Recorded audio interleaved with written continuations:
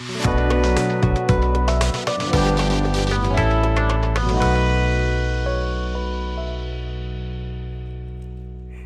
hello, hello, and welcome to our show.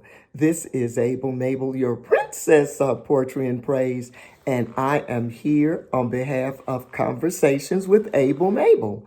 Conversations with Mable is brought to you by our nonprofit, Amen Communications. And you know what we do with Amen Communications? We try to raise money, dollars for scholars to help young people, middle-aged people, older people, whoever is going back to school to try to get a piece of paper so they can expand their career goals and just soar to the top. Whether you're trying to get accreditation, special certifications, a diploma, we will try to help you with Amen Communication Scholarships.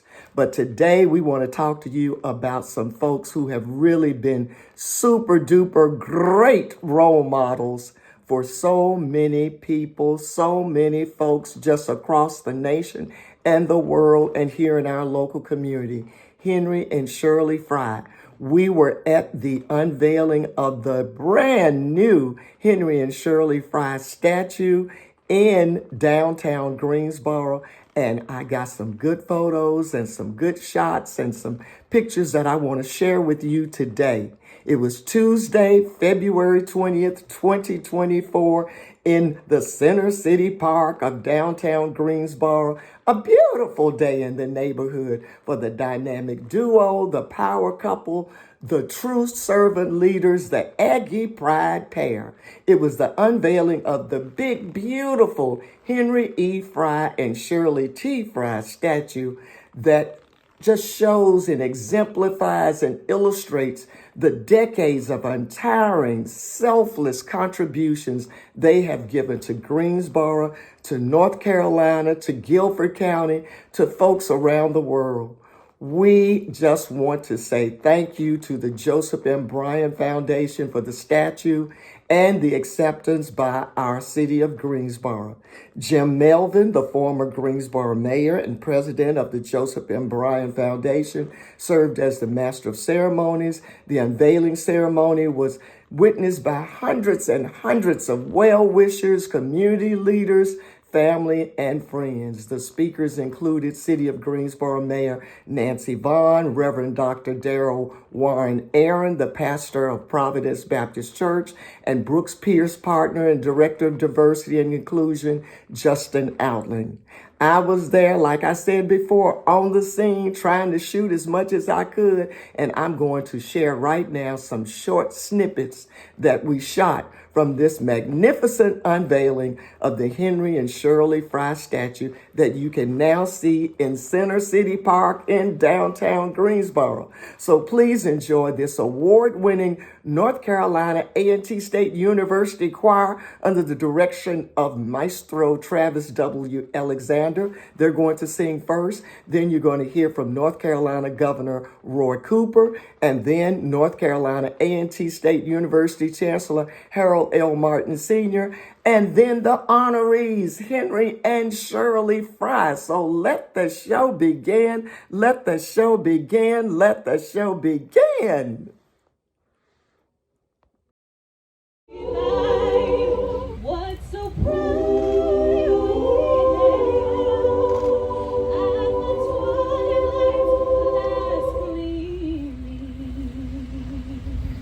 Whose bright stripes and bright stars through the perilous fight, o'er the ramparts we watched,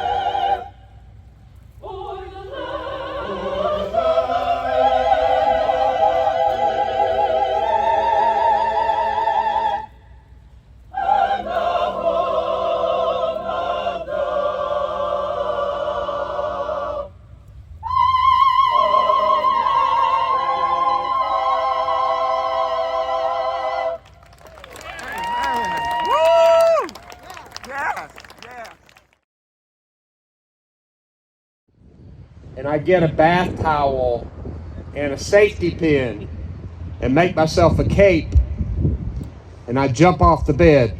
Sometimes that didn't end so well.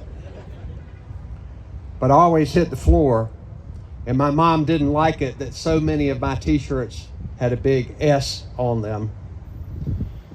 But superheroes in the comic books and the movies and the TV shows do amazing things that seem impossible. Today we honor real life superheroes. In fact, today we honor the dynamic duo.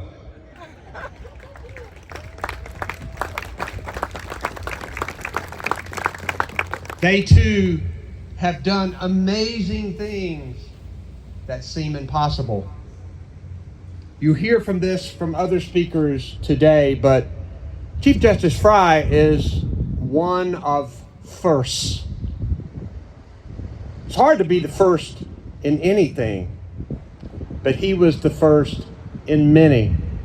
The first black person admitted to first year of law at UNC Law School. The first black person elected to the General Assembly in the 20th century. One of the first black assistant U.S. attorneys. The first black Chief Justice of the state Supreme Court. His career first paved the way for so many to follow. People who will come and stand at this statue and hopefully think about it and whisper a prayer of gratitude. This morning, I thought about, it's hard for me to think about this, but I thought about it. What it meant for Chief Justice Frye to be the first. Sitting in that law school class, working in that bustling U.S. Attorney's office, walking through the halls of the legislature, leading the Supreme Court. Can you imagine the pressure of being the first? The expectations that you want to meet while so many people steeped in prejudice wanted you to fail. Carrying the weight of the need to succeed for all who come behind you. That takes extraordinary courage and determination. It takes intellect and drive. It takes the ability to relate to all kinds of people. Both Henry and Shirley Frye have all of these traits. Chief Justice Frye told me before about being propelled by the injustice of defending his country, serving in the military, and then having to come back home and to take a literacy test in order to be able to register to vote.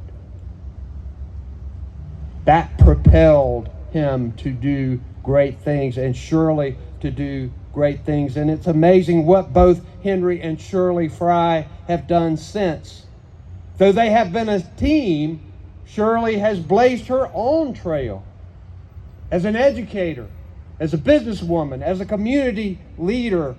Shirley Frye focused on children in need and focused on education from early childhood all the way to our great universities. And by the way, we have more HBCU students in North Carolina than any other state in the country, more four-year HBCUs than any other state in the country. And she worked there, so I knew the Aggie Pride was okay. And when you talk about someone being a political powerhouse, you go talk to Shirley Frye. I did. Look what happened. There are many more people to speak, but I just want to tell Chief Justice and Shirley how grateful I am for all you have meant to me personally, and I know how much you have meant to so many people you have never met. Henry and Shirley Frye paved the path of opportunity. This is a fitting tribute to their legacy, which will be remembered for decades and even centuries to come. And it is my honor to be here today. Thank you, guys.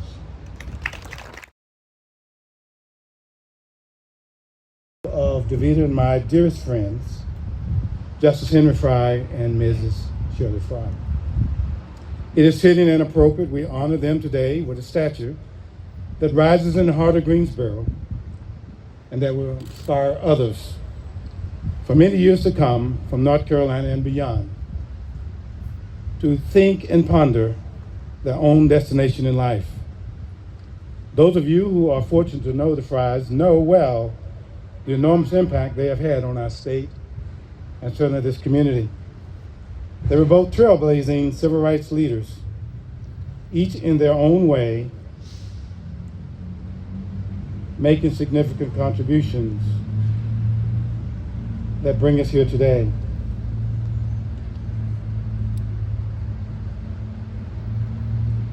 They committed themselves to creating a state where each person could reach his or her fullest potential. Both were stellar students at North Carolina A&T before Justice Frye enlisted in the U.S. Air Force and served as a captain in Korea and Japan. But it was his return to North Carolina, as we have heard, that service that served him as the catalyst to his long and storied career. Though as a decorated veteran, he was stopped from his voting rights for one of the infamous poll tests still being used against African Americans in the 1950s, even during the Jim Crow South, despite passage of the 15th Amendment more than 80 years prior. He swore to himself that he would ensure such outrages would never, ever be perpetuated on Black Americans here in North Carolina ever again.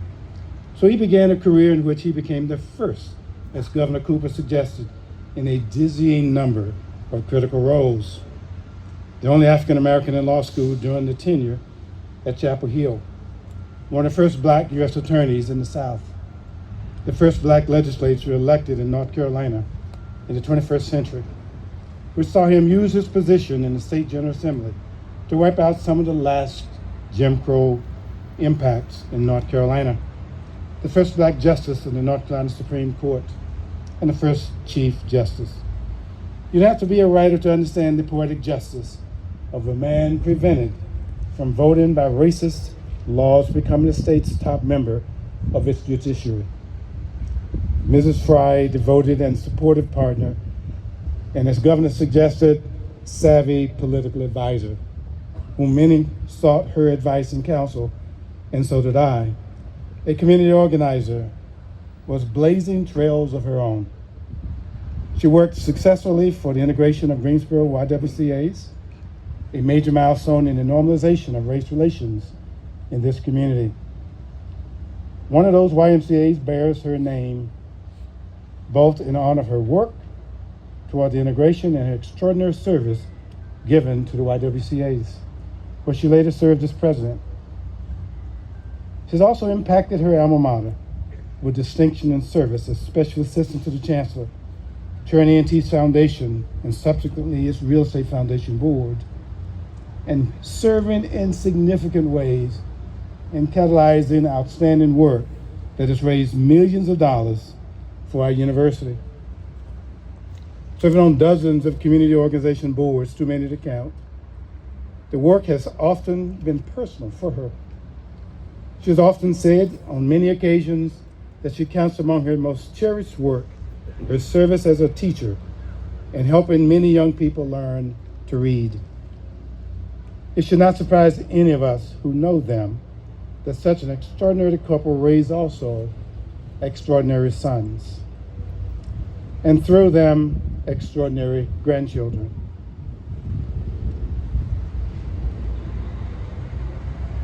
Dr. India Frye, a highly regarded pediatrician here in Greensboro, Whitney Frye, attorney and director of the National Center of Safety Initiatives, and Jordan Frye, all proud grandchildren of Justice and Mrs. Frye.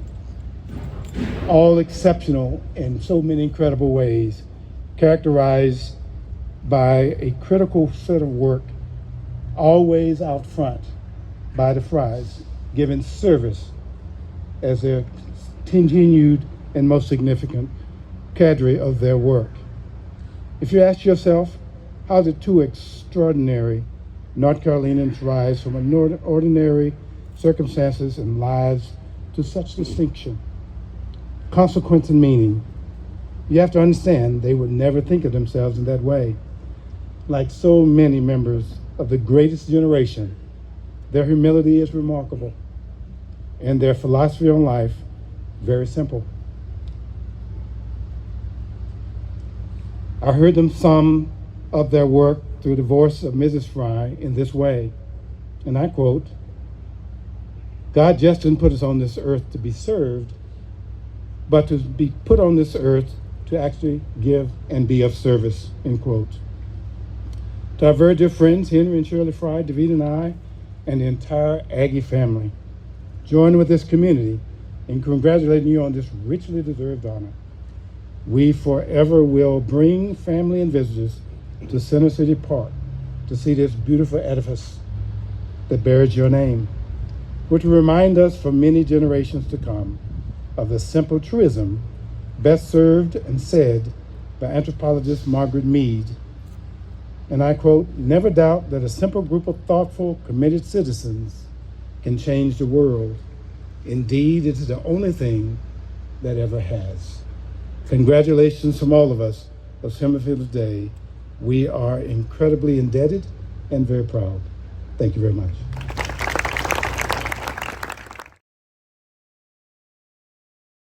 By saying that I'm filing to run for the next president of the United States. All right.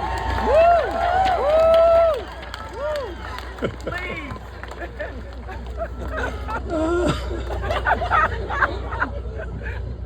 I thought that would be pleasant with here, and I see it is. I might, reconsider, but think about that. He will reconsider. You all see who runs things, Well, Shirley and I would like to thank each of you for sharing this moment with us. Special thanks to those who spoke and such good things about us. Our gratitude, thankfulness, and appreciation to clearly articulate to all those who bared their souls to honor us with this great gesture. A statue? We are more than humbled by it all. Neither of us likes to be the focus of attention. But what do we do now? We're here. After 67 years of marriage, with all kinds of conversations and discussions over the years, this kind of thing was never a vision at any passing moment.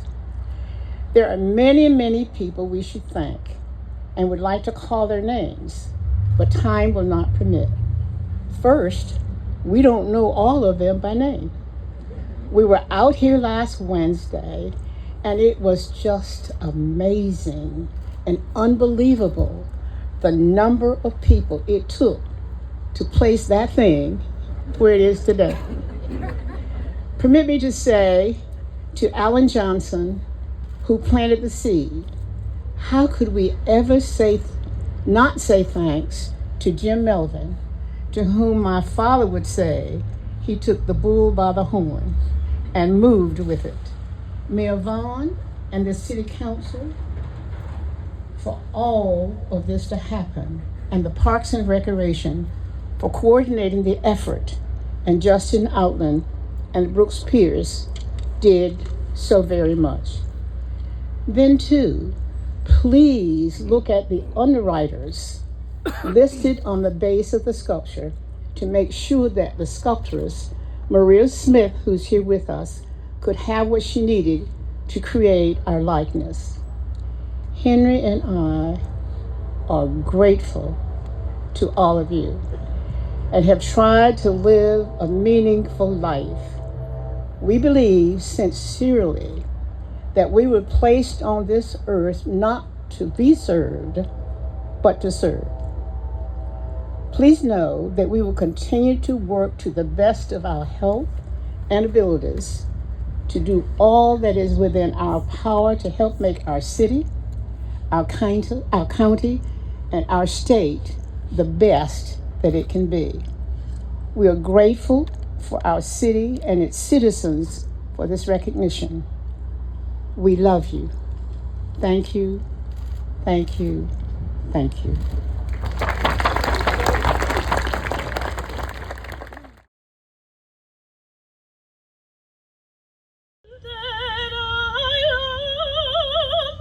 Stand beside her and guide her with the light and the love from above. From the mountains to the prairies, to the oceans white with foam. God bless America, my home, sweet home. God bless America, my home, sweet home.